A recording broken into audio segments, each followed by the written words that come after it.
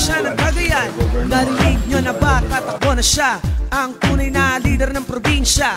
At sa public servant ng Pilipinas, naglilingkod si Randy ng buong wagas. Itinaas ang antas ng pamumuhay, pagtatrabaho niya ay walang humpay. Nagsimulang alkalde ng Tugigaraw, sa mga proyekto niya tayo ay napawaw. Lahat ng tao ay kanyang inasikaso, hanggang sa pag-angat niya sa Kongreso.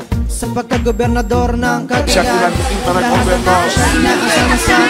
Sa pagbabago at kasaganaan, si Randy T ang kailangan ng lalawigan. Nandito sa kabataan, tatanda kababaihan, kampiyon ng magsasaka, idol ng industriya, sa inaasam na kasaganaan, sa probinsya ng Cagayan.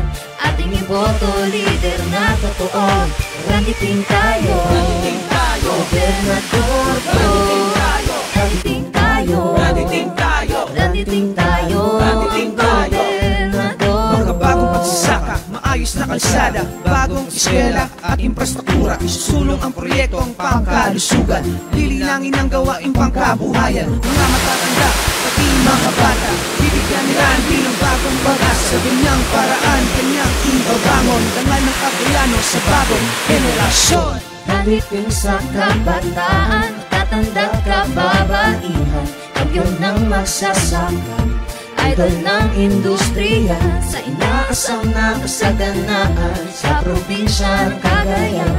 Ating iboto, leader na totoo, Randy Ting tayo, gobernador